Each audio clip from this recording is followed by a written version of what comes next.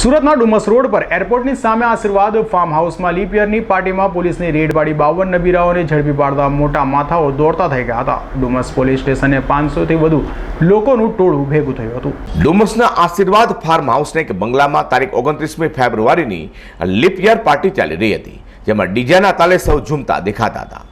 ડુમસ પીએનએ બાતમી મળતા જ પોલીસ પહોંચી હતી। સ્થળ પર મોંઘેદાટ મોટર કાર પાર્ક હતી અને અંદર મહેફિલ ચાલતી હતી। દારૂની મહેફિલ જમાવીને બેઠેલા 31 નબીરાઓને રંગ્યાથે પોલીસે પકડી પાડ્યા હતા। તેમની સાથે 5 કેટરર્સના માણસો અને 3 બાઉન્સર પણ પકડાયા હતા।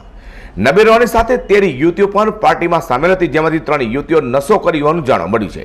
તેમની પાસે 3થી વધુ પેટી બિયર અને 3 દારૂની બોટલ હતી। ત્યારબાદ ઉદ્યોગપતિ નબીરાઓને લઈને પોલીસ સ્ટેશન આવી હતી। નબીરાઓને છોડાવવા ઉદ્યોગપતિઓએ ભારે ધમપછાડા કર્યા હતા, જોકે પોલીસે કોઈની પણ શહેર શરમ રાખી ન હતી।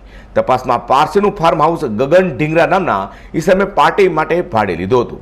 આ અંગે પીઆઈ આર.એન. પટેલે જણાવ્યું હતું કે આશીર્વાદ ફાર્મ હાઉસમાં ચાલતી મહેફિલ બાબતે માહિતી મળતા પોલીસે ડુમસ આશીર્વાદ ફાર્મ હાઉસમાં રેડ પાડી હતી, જેથી 13 યુવતી સહિત 50થી વધુને અટક કરી પોલીસ સ્ટેશન લાવવામાં આવ્યા હતા। આગળની તપાસમાં જે કોઈ પણ દારૂ કે કોઈ પ્રકારનું વ્યસન કર્યું હશે તે વિશે તપાસ કરી ચોક્કસ કાયદેસરના પગલાં ભરીશું। તમામ 17 થી 25 વર્ષની ઉંમરના હોવાનું પણ બહાર આવવા પામ્યું છે। વધુમાં તારીખ 29મી ફેબ્રુઆરીની લીપ યર પાર્ટીમાં તનાઠાઈ પરિવારના નબીરાઓએ શરાબની તો વ્યવસ્થા કરી જ હતી, પરંતુ આ મહેફિલને વધુ રંગીન બનાવવા માટે બહાર ગામથી ડાન્સરોને પણ બોલાવવામાં આવતી હતી અને ડીજેના તાલે તેઓ ઝૂમી રહ્યા હતા। ત્યારે જ પોલીસે રંગમાં ભંગ પાડતા ડાન્સર પણ દરોડામાં ઝડપાઈ જવા પામી છે। હાલ કેટલીક યુવતીઓએ પણ પોલીસ પથકમાં પોતાના ખોટા નામ લખાવ્યા હતા, જેની જાણ પોલીસને થતા તેઓ ચેતવ્યા હતા જો તમે ખોટા નામ આપશો તો કોર્ટમાં જામીન મેળવવામાં મુશ્કેલ પડશે, જેથી બાદમાં તમામે સાચા નામ લખાવ્યા હતા।